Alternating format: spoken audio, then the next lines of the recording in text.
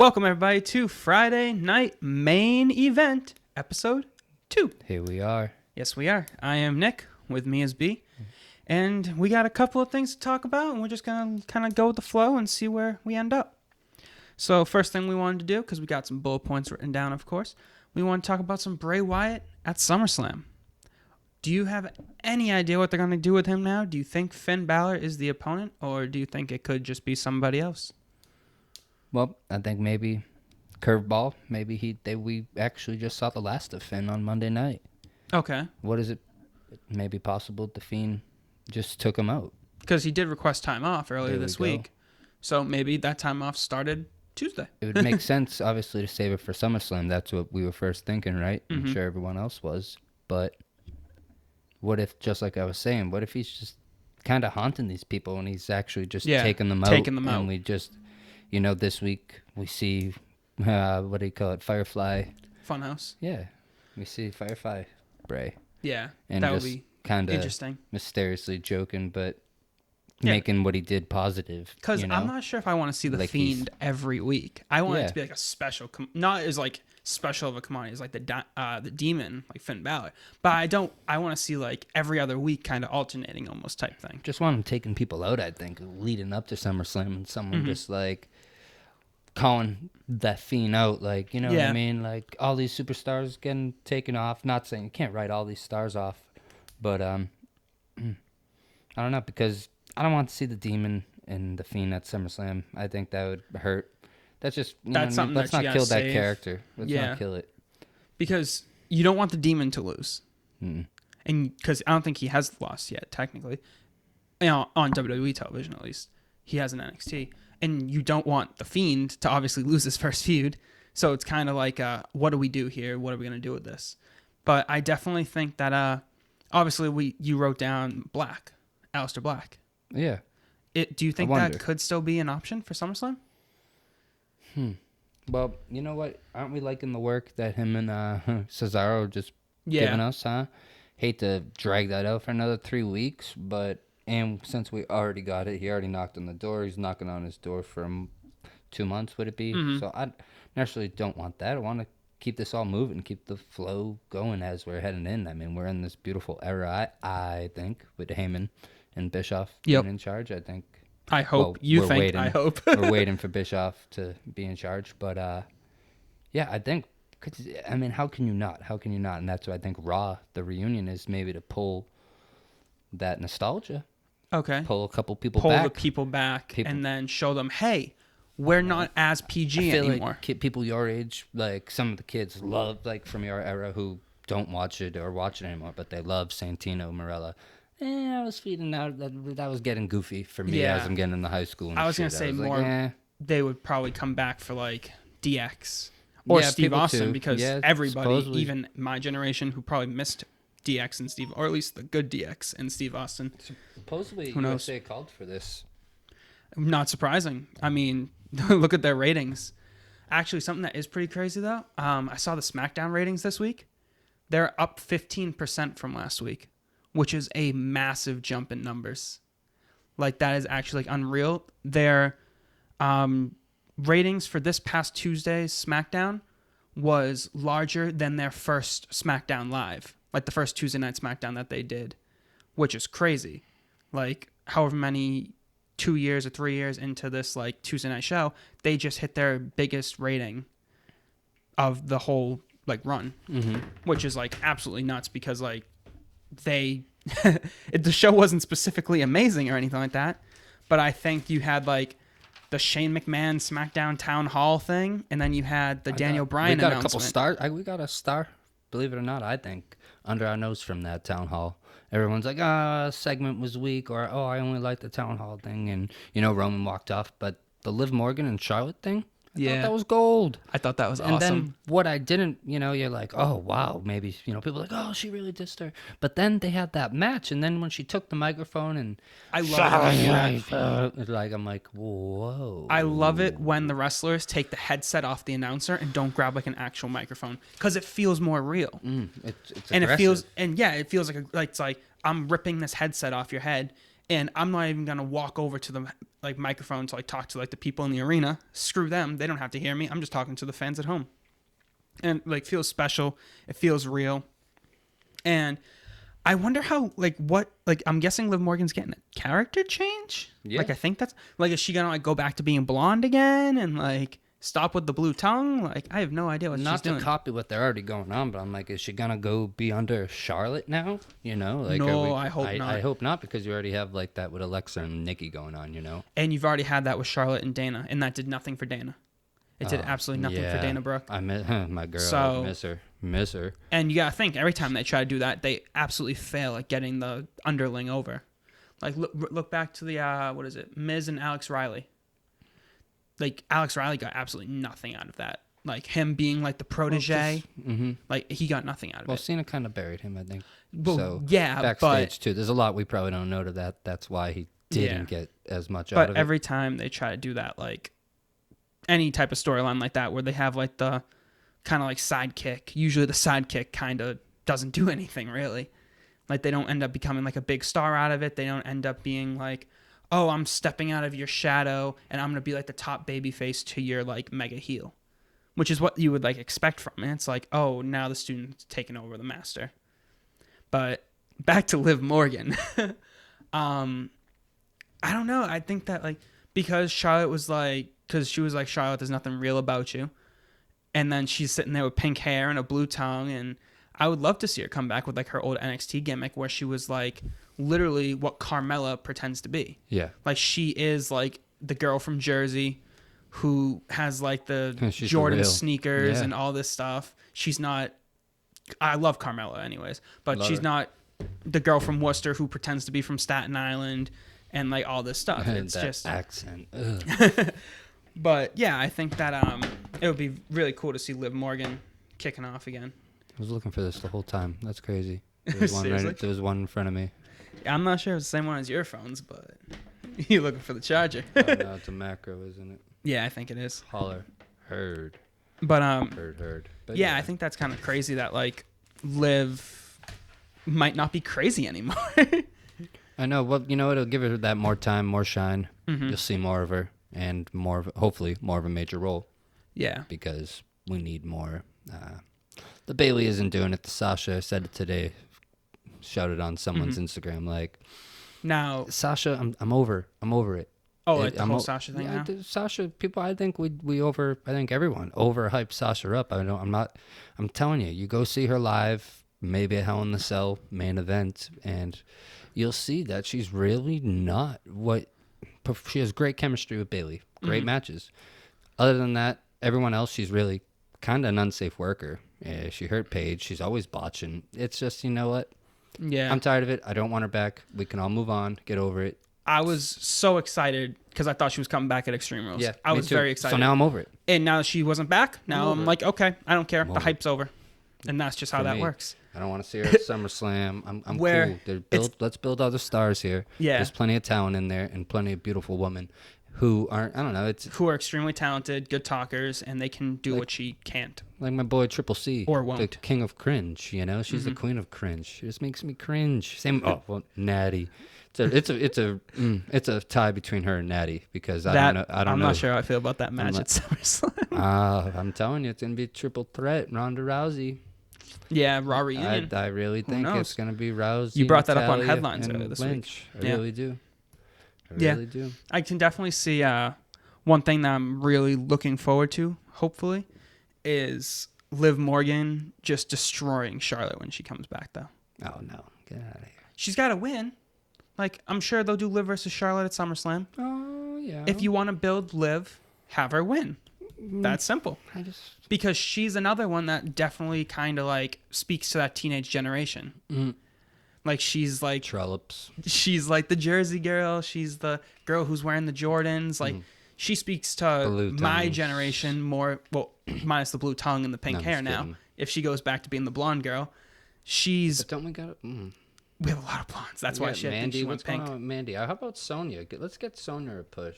Sonya deserves a push. She's one of like the most underrated girls in the whole She's really division. talented in there, I think. Not enough time on TV for sure, but I think And her character's great. Did they cancel that whole love storyline between the two of them or something like that? Because they did it like 1 week and then they just totally jumped off. Yeah, it's let's back away.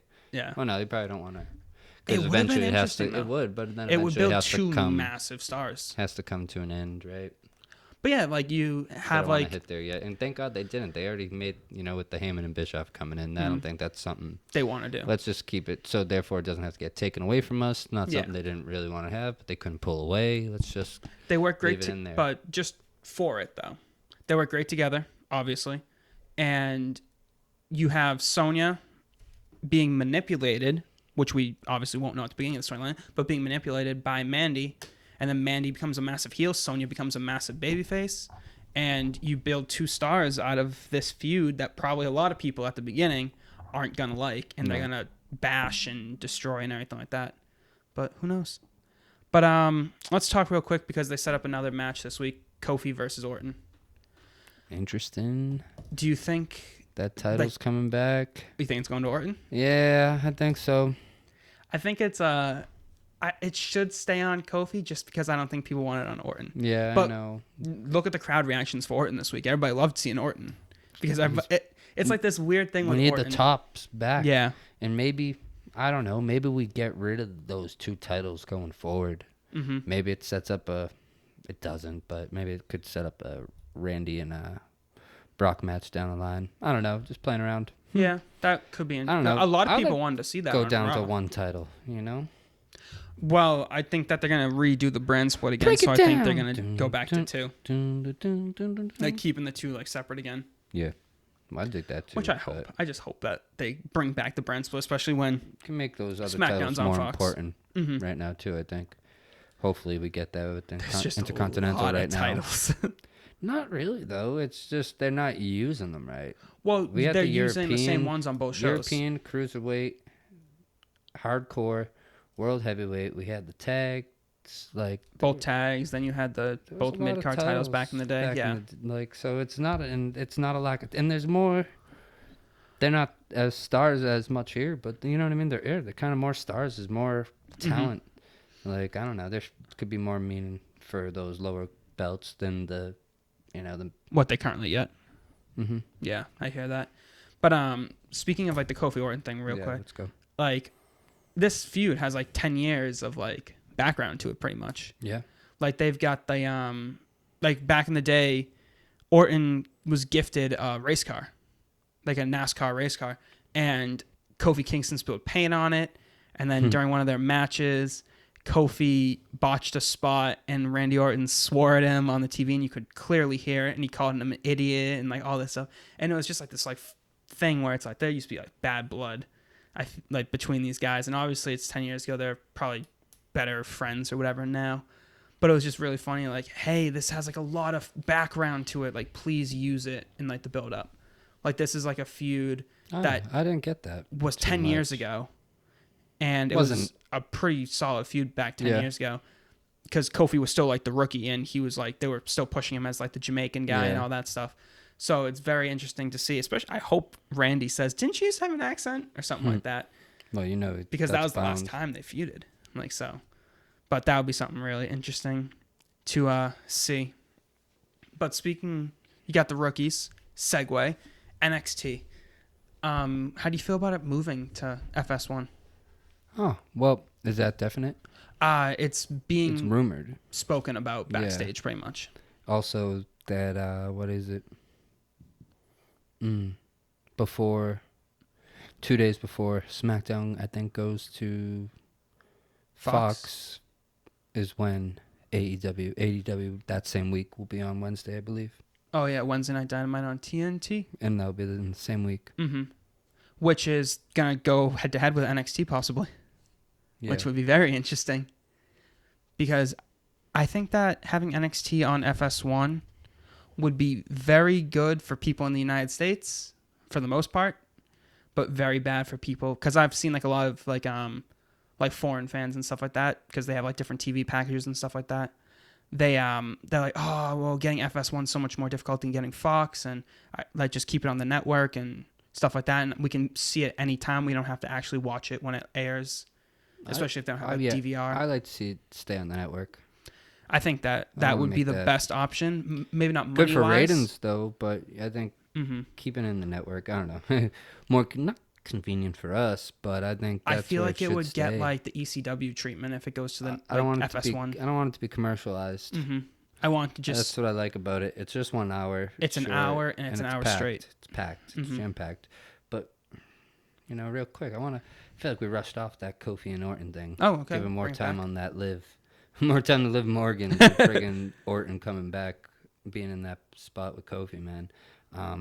So let's say, like you said, Kofi wins. So Kofi wins. What would be next for Orton? What would be next for Kofi? Like where's one to go if that's the case? Well, who knows even what to do with Orton at this point?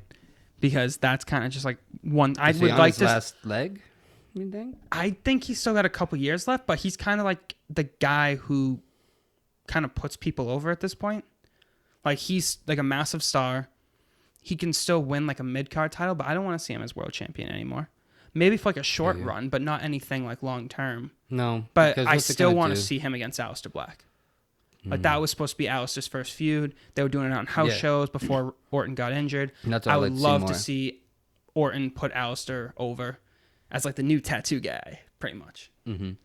I think that would be really awesome. But Kofi-wise, I think you have either Kofi go up against somebody in the New Day, possibly. Well, they're still tag team champions together, so I don't think we see that. Who knows? That might be SummerSlam.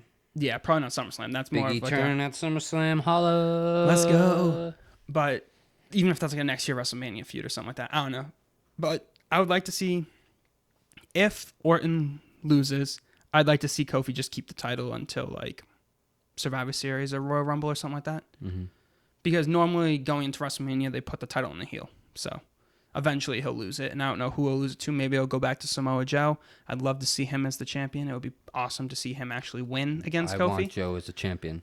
Joe, for real. Especially because he's only won like the U.S. title, which is pretty sad. I thought when he dropped that, I was hyped about him because I'm a firm believer in Brock. So prepared Brock for and Kofi Bray. to lose. Brock and Bray, I'm like, forgive me, Brock and Joe.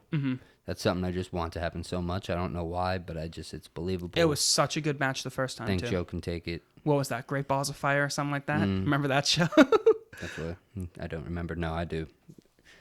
Oh, that was so bad. What a bad pay-per-view name. Almost as bad as Stomping Grounds. Yeah, I missed the classics, man. Armageddon. Backlash. I was just watching the other day.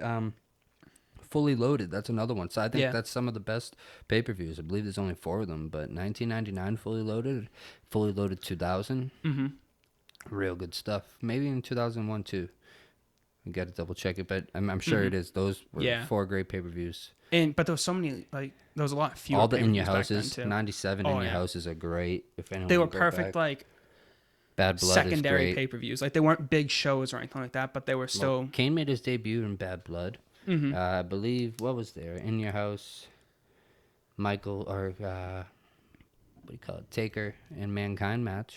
I wasn't alive then. I know. But that's why we got the WWE Network. That's why we get the network. That's why I'm telling you, you got homework. But you got to revisit. Since we're talking about some throwbacks, and we teased it on Instagram earlier, if you don't follow us, at Wrestlers Pit on Instagram, shout out to us. Follow. Yes, please follow us. Let us know, too. Comment on this shit. Yeah, and if you guys got any questions, we'll definitely talk about it here. Address, put it there. Exactly. Because that's what it's about. It's creating this community for all of us just to kind of come here, talk, and even we'll shout you out, obviously. You're the one with the question. You know what I mean? We'll give you the credit for it. Tell people to follow you. Make the show interactive, So let's get this going. But yeah, we teased it earlier. We're going to talk about a match from WrestleMania X7. And B, please introduce it for us. What do we got? Right, we got The Rock and Austin. Their first match for the WWF title. And we rewatched it earlier at WrestleMania X7. We were rewatching it before we started recording here. And honestly, that's one of like the best matches in WWE history, in my opinion. It's just real. The story. It's nothing flashy either. It's just such good storytelling. Well, take it away. What's the first thing you noticed? What were you noticing that time? Okay, with the finishes. Let them. Okay, yeah. So one of my things that like I just loved about this match, there wasn't a lot of finishers. Like, well, there was, but not. But they were.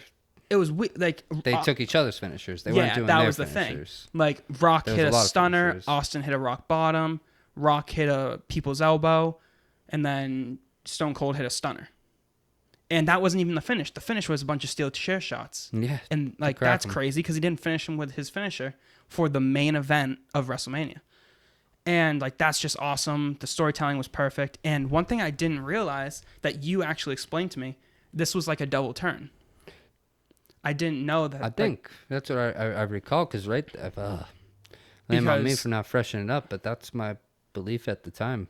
Because Rock was the heel and Austin was the babyface, but Austin aligns himself with Vince. Yeah, Vince comes out and kind of pulls the Rock off of Austin on the 3 count. They're both bleeding. I mean, I just advise anyone to really check out this match in this year, 1999. Yeah. Really. If you're subscribed, sorry, holler at your boy. It's not 99. It's 2001. Not 99. Starts in 99 though. The feud. Well, just the Rock winning the Rumble. Okay, yeah. Rock winning the Rumble. But yeah, that's one thing that you should definitely check out, especially. Or did Rock win the Rumble in 01? Oh my gosh. I'm pretty sure he won it in 01 because that's why he was that's challenged for the title in 01. That's why he's here. Yeah. But it was definitely awesome, and it's awesome seeing just even Earl Hebner in this match. Like, oh my gosh. Yeah, let's talk about it. Dude, stop it. It's a disqualification. Stop yelling at me. I'm going to do illegal shit. I'm Stone Cold Steve Austin. You're lucky you don't get a flipping stunner. you off. He's doing all this stuff. Like, come on. And the one critique I have for this entire match, and I said it to you earlier, they did a rope break. It's a no disqualification match. Why are you doing he was a rope yelling break? at him during the rope break, and Austin gave off, but he flipped him off first. Yeah, exactly. And he that's made why sure I to let him know. That's why, but like it doesn't really take away from the match that much. But I was just kind of like, why did they do that? That's kind of weird. But still, phenomenal match. I wonder what Dave Meltzer even rated that, because I have no idea. Oh, Google. You got your best friend right there. Oh, true. Everyone's best friend. They're Sully. But yeah, definitely. Hold on this day. Definitely one of the best all-time, pretty much, matches, especially between those guys, because they main evented 3 WrestleManias in a row against each other, right? It was X7, 18, and 19. Yeah. Like, that's all great matches, which I think you don't get that anymore. Follow along. That's what we'll do. Next week we'll kind of address that second one. But I think the run-up, we probably could have did a better job on the build-up leading to even talking about this. But because that's something, even the promo before this, the vignette before this match. Oh, goosebumps, man. Even the music to it was awesome. Oh, the Limp Bizkit, man. Just so great. Everybody, you really got to check this match out. They played it before. It was only 4.5 stars. Meltzer only gave it 4.5 stars. Yeah, Meltzer's sometimes.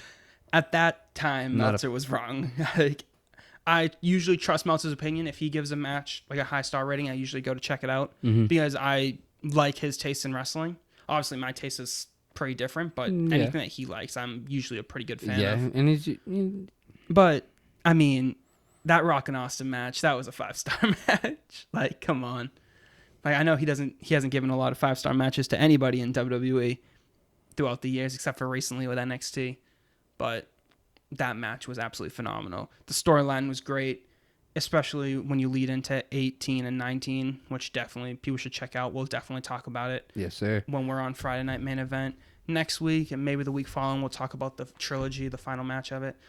But maybe even have some content dropping this Sunday or Monday morning, So exactly. Be on the lookout. We could always even address it then, So always something to be out there. Oh, what's up? Yeah, no. Oh, yeah, I was going to say one last thing I wanted to touch on. Absolutely. Was something that is outside of the WWE scope, so I figured why not do it last. Let the people know. CM Punk will be at StarCast 3. What's the date at that? The date is the weekend before AEW. All out, not all in. But I'm not 100% sure on what the date is. I am looking it up right now. I should have had that pulled up, but I'm unprepared. So, All Out is on August 31st. We just found these microphones on the street, man.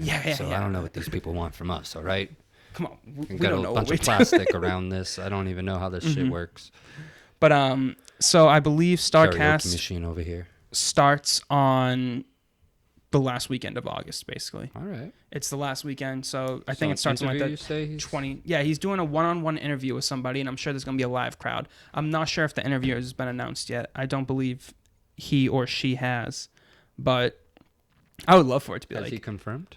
Who, Punk? Mm-hmm. Yeah, I believe he's confirmed. Okay. It's been all across basically everything that's going on with StarCast 3.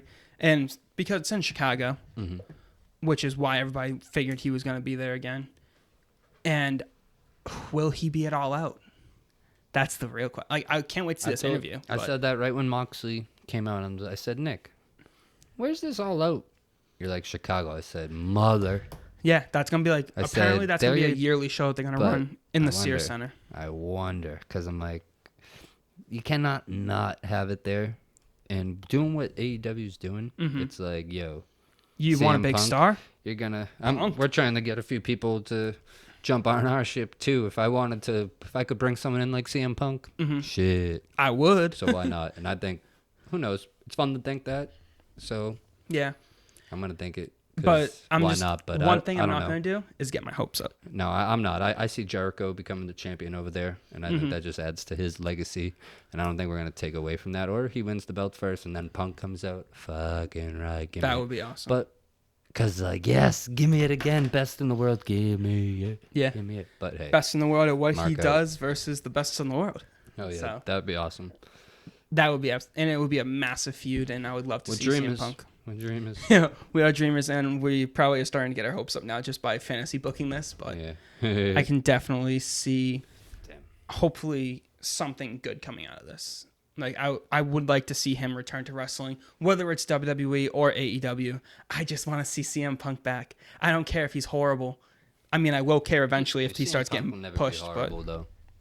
I would hope not. Never be. But hey, I love the dude. Hell yeah, dude. He's a great promo. He's a great wrestler. One of the best. I miss him, but. And he won't be scripted, so. Be him. You let him give. He has his own control, man. Yeah. That character is just wild, and him, he's a great wrestling mind, man. I just wish we could get all those wrestling minds together and just have them put together a show. I was telling you, imagine if The Rock was backstage. Imagine not to say he didn't leave Hollywood, but imagine if he actually came back, was working with Triple H, and he was like a producer or something backstage. Triple H had a lot of chemistry. You know, when Austin, I believe, was leaving, it was who's going to be the next guy, and that's something we should visit too, because it was really back and forth. They were both trying to be better, and they're both on that same trajectory. Their whole kind of careers in WWF. Yeah, like who's going to be the new number one. They didn't believe in Triple H for the longest time. No one did.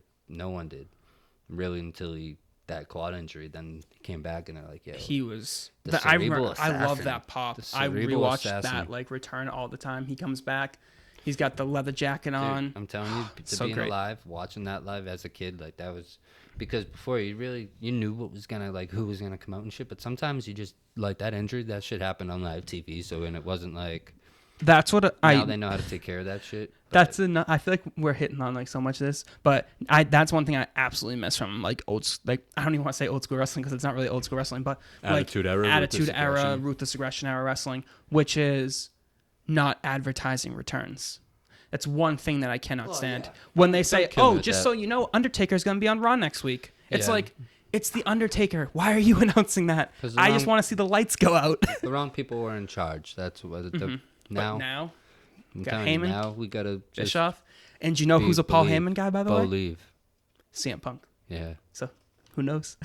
Again, getting hopes up, but hey, who knows? Who knows? We certainly don't. I'm not sure if you guys do. If you do, let us know. Let us know. Chime in. Let us know what you think, guys. That would be very much appreciated. Please like, comment, and subscribe to us here at Wrestlers Pit. We love you all. You can follow us on Instagram at Wrestlers Pit, Twitter as well at Wrestlers Pit. I'm Nick. This is B. Anything you want to plug real quick? No. You know what? Just stay positive, man. Anyone out there even makes it to this end of the point of the video, you know? Stay positive. I like that. And there you go. Stay parallel path to where you got to go. One love, guys. We'll see you later.